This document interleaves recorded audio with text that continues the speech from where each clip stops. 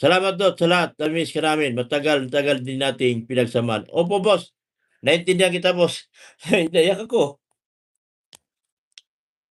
Yan, naiyak ako. Salamat talaga, boss. Tinanggap mo ako. Tinanggap niyo ako. Buong pamilya niyo. Pero hindi ko na sila pwedeng iwanan. Pagkatapos tinanggal niyo ako. Mahal ko kayo, boss. Kahit kailan di kita ipagpalit. Tagulan man o tagtuyo, make sure na may stock kang ganito kasi kahit anong butas, kayang takpan nito on the spot kahit na may tumutulog. Kahit kailan ipagtatanggol kita. Darating ang araw, boss, pagtatanggol kita. Masira man uli ang channel ko, ipagtatanggol kita. Pero ang pagmamahal ko sa'yo, basta kita iwanan. Habang buhay kita, ipagtatanggol. Utang ko sa inyo ang aking channel. Sa totoo lang. Utang ko sa inyo ang channel ko, boss. Hindi kita iwanan, boss. Pero sa pagkakataong ito, boss, sana maintindihan mo, hindi ko pwedeng iwanan ang mga tao ito na tinanggap nila ako noong mga times na tinanggal niyo po ako. Salamat ng marami, boss. Sana maintindihan mo. Pero alam ko magkasama pa tayo sa bandang huli.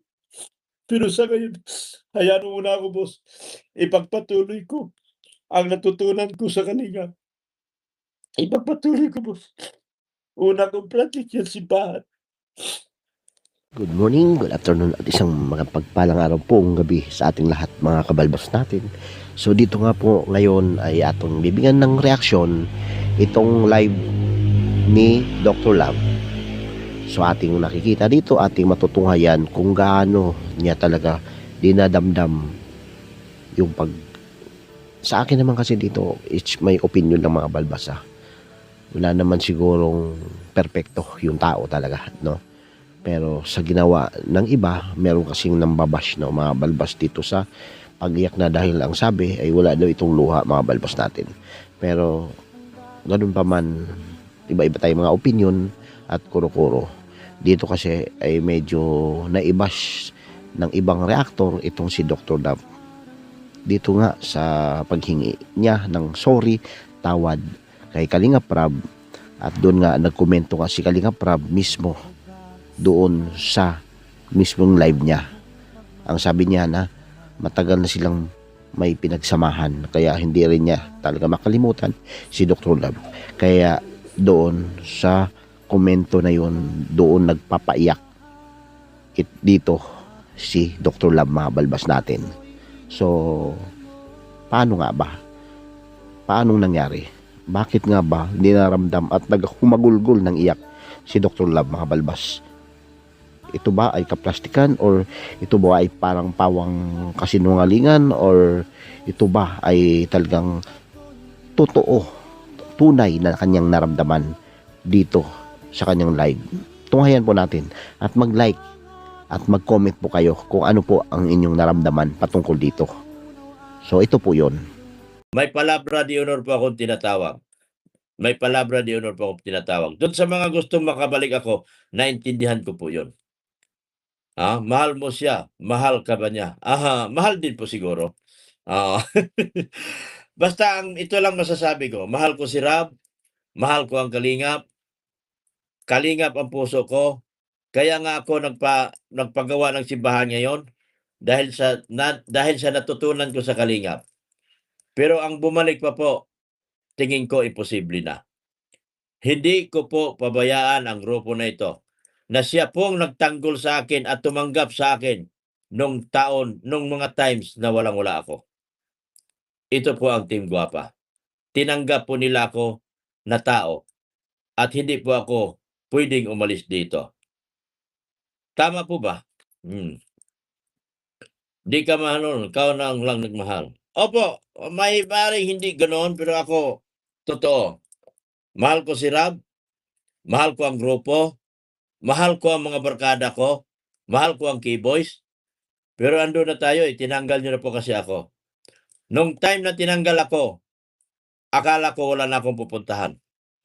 Akala ko katapusan na po ng aking mundo.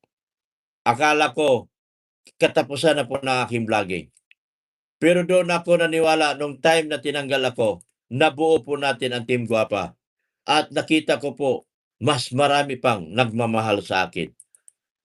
Kaya kay Boss Rab, sana maintindihan mo ako kung nanonood ka man sa akin ngayon, mahal kita, boss. Hindi kita iwanan kahit sa huling hininga ko, hindi ko po kayo tatraidorin. Pero minsan po, sabihin natin, pagbigyan niyo muna ako ngayon. Hindi ko po iiwanan ang Team Guapa. Naging parte na po sila ng buhay ko. Dahil boss, kapag itong Team Guapa ay pinabayaan ko, boss, magiging anti-kalingap ito sa bandang huli. Sana maintindihan mo ko, boss. Mahal ko ang kalingap, mahal kita, pero hayaan mo po akong manatili. Manatili dito sa Team Guapa. At hindi ko po lalo pwedeng iwanan si Ridsin. Ang sabi ni Ridsin, Dok, wala na tayong babalikan pagkatapos ng ating ginawa na ito. Wala na tayong babalikan pagkatapos ng ating pagbubulgar na ito. Mga balbas, ating naparinig sa kanya ang kanyang sinabi, mensahe. Dito kasi mga kabalbas, ito yung ipinaglaban niya ngayon, no? Dahil nga doon sa mismong sinabi niya mismo sa live na kapag iwanan niya itong Team Guapa, no? Binanggit niya mga balbas, ay mag-aantay kalingap ito bandang huli o sa bandang dulo. Kaya kung iiwanan niya ay baka daw darating yung time or baka magkaroon nga ng pambabash ito sa kalingap kapag kanyang iiwanan. Kumbaga, baka magiging anti-kalingap na ito. Ito yung kanyang sinasabi mga balbas, no? So, doon ay hindi pa siya talagang humahagulgul dito ng iyak. Nalaman na lang niya o natin na ganun na ang nangyari noong nagkomento nga itong si Kalingap para mga balbas natin. So, doon nga, binahayag niya na hindi daw talaga niya iiwan itong, alam nyo naman kung sino ang mga nandyan sa Team Guapa. Ito ay kinabibilangan siyempre ng pamilyang Matalero o siyempre dito kay Biancy mga balbas, no? So doon, at isa pa niyang sinani at binanggit dito ay hindi niya na pwedeng iwanan si Ridsin or baka pagdating ng time kapag umalis nga sila ay meron talagang sinasakripisyo yung channel ito mga balbas. Baka nga kasi pagdating ng time, hula ng iba ay baka kahihina na ang views ng mga ito. Sa bagay kay Dr. Love naman ay merong 3,000 or kulang-kulang 400,000 na po ang kanyang subscriber, pero itong lahat ng ito ay utang na loob pa rin niya kay Kalinga Prab. Dito kasi ay binanggit niya lahat ng mensahe nung nag-live itong si Dr. Love. Sinabi niya lahat dito nung time na si Kalinga Prab ay nagkomento doon sa comment section. Kaya ito ating matutunghayan na kanyang paghahagulgol at pag-iyak. Pero ano nga ba ang sa tingin nyo? Ito ba ay pawang totoo o pawang kasinungalingan? Ito po yun. Kaya po, ang masasabi ko, hanggang buhay na tayo magsasama. Pero ang aking inspiration ng aking puso is Team Kalingap. Doon po ako nag-umpisa. At doon sa mga anti-Kalingap, hindi po ako kailanman nagtatraidor sa inyo. Hindi po ako kailanman umalis sa inyo. Ako po ay tinanggal. At tinanggap ko po ng ito ng maluwalhati at maluwag sa aking puso. Sana maintindihan niyo po ako. Dahil wala pong ibang grupo na tumanggap sa akin nung ako'y tinanggal. Ito pong Team Guapa na nabuo po natin after po nung tinanggal niyo ako. At hindi ko po pwedeng iwanan si Ridsin sa laban na ito. Kasi si Ridsin magiging kawawa pagdating ng araw. Si Ridsin magiging kawawa pagdating ng panahon. Dahil si Ridsin po, 4 ang anak. Karinga po, salamat doon sa lahat. Na-miss ka namin. Matagal din nating pinagsamaan. Opo, boss. Naintindihan kita, boss. Naiyak ako. Yan, naiyak ako. Salamat talaga, boss. Tinanggap mo ako. Tinanggap niya ako. Buong pamilya niyo. Pero hindi ko na sila pwedeng iwanan. Pagkatapos tinanggal niya ako. Mahal ko kayo, boss. Kahit kailan di kita ipagpalit. Kahit Tagulan man o tagtuyo, make sure na may stock kang ganito kasi kahit anong butas, kayang takpan nito on the spot kahit na may tumutulong kahit kailan ipagtatanggol kita. Darating ang araw, boss, pagtatanggol kita. Masira man uli ang channel ko, ipagtatanggol kita. Pero ang pagmamahal ko sa'yo, basta kita iwanan. Habang buhay kita, ipagtatanggol. Utang ko sa inyo ang aking channel. Sa totoo lang. Utang ko sa inyo ang channel ko, boss. Hindi kita iwanan, boss. Pero sa pagkakataong ito, boss, sana maintindihan mo, hindi ko pwedeng iwanan ang mga tao ito na tinanggap nila ako noong mga time na tinanggal niyo po ako. Salamat ng marami, boss. Sana maintindihan mo. Pero alam ko magkasama pa tayo sa bandang huli. Pero sa ngayon, hayaan mo muna ako, boss. Ipagpatuloy ko ang natutunan ko sa Kalinga. Ipagpatuloy ko, boss. Una kong project yung simbahan. Inspired by Kalinga pa rin yan, boss. Sorry talaga, boss. Salamat, boss. Di kita iwanan. Siguro sa dating pagpanahon. Pero sa ngayon talaga, hindi ko pwedeng iwanan, boss, ang Team Guapa dahil magiging anti-Kalingap ito sa bandang huli. Kapag iniwanan ko sila, sana maintindihan mo ko, boss. Hayaan mo muna ako dito sa laban kong ito. Hayaan niyo muna kami ni Rinsin. Pero huwag kang mag-alala. Kung anong tinuro niyo sa akin, ipagpatuloy ko. Salamat ng marami, boss.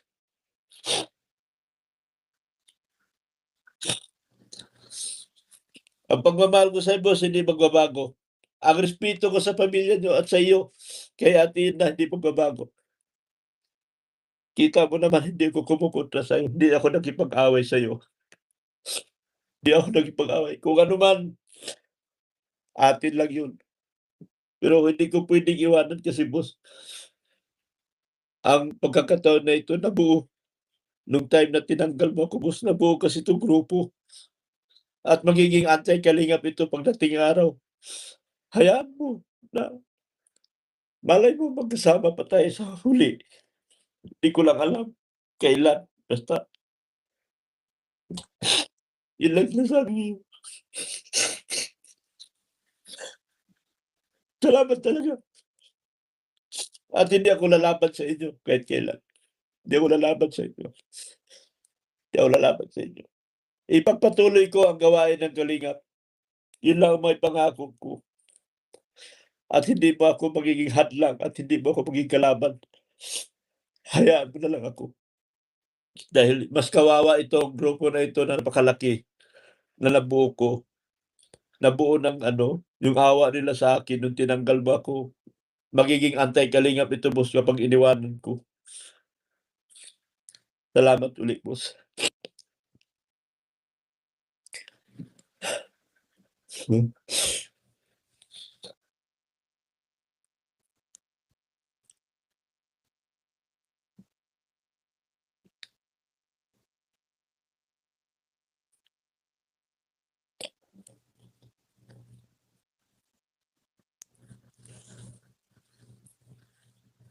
Babay na. Sakit na ang mata ko.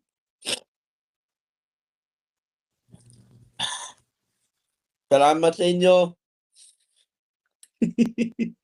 Salamat sa inyo. Basta, boss, hindi ko kayo iwanan. Darating man ang araw ng mga pagsubok mo, nandyan ako, lalaban para sa iyo. Sayang itong grupo na ito, boss. Magiging anti-Kalingap ito pagdating ng araw. Magiging anti-Kalingap ito pagdating ng araw pag hindi ko to alagaan. Sana naintindihan niyo ako, boss. So, yun nga po, mga balbas atin nakita at napatunghayan yung buong detalye sa kanyang live. Dito ay gagawa natin ng opinion. Siguro sa akin mga balbas, ito ay sincero, no? Sa opinion ko po ito, sincere talaga si Dr. Love dito. Siyempre, di ba, si Kalinga Prab po ang kanyang talagang pinaparamdam sa kanya na nandun pa rin, no? Yung pagkabis niya kay Dr. Love sa pinagsamahan nila ay nandun kasi si talagang nandyan, no? At pinapakiramdaman ito ni at naramdam ito ni Dr. Love mga balbas na talaga mahal na mahal siya mismo ni Kalingap Rab. Kaya dito humahagulugol siya ng iyak at talagang pinanindigan niya na bandang huli magkakasama pa rin naman sila. Hindi naman talaga daw siya humihiwalay mga balbas. Ang sabi niya ay baka pagdating sa dulo ay makakabalik din siya kung tatanggapin pa siya dito. Pero sa ngayon daw pansamantala ay hindi at dito muna daw siya sa Team Guapa. Pero marami ang kakanya o espekulasyon na baka mawala na or hihina ang channel ni Dr. Love pagdating sa ganitong klaseng or pag humiwalay ito sa Kalingap mga balbas. Dito nga ay sinasabi din niya na si Regine ay hindi niya pwedeng pababayaan dahil marami po ang anak ni Regine at dito sa kanilang pagbubulgar o sa kanilang ibinulgar na kumbaga ay hindi dapat na inilathala sa social media ay ito parang itinaya nila ang kanilang channel. Kaya siguro nasabi ito ni Dr. Love dahil mismong sinabi niya dito na hindi niya pwedeng iwanan ang Team Guapa.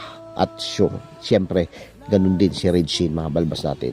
Minsan na daw sinabi ni Regine na kapag ganito mangyayari ay talagang itinaya na nila kanilang channel dito. Kahit nasasabihin natin na sila ay kalingap dati, pero sa ngayon nanindigan talaga sila na humiwalay na muna. Kayo mga kabalbas, ano kaya ang opinion dito?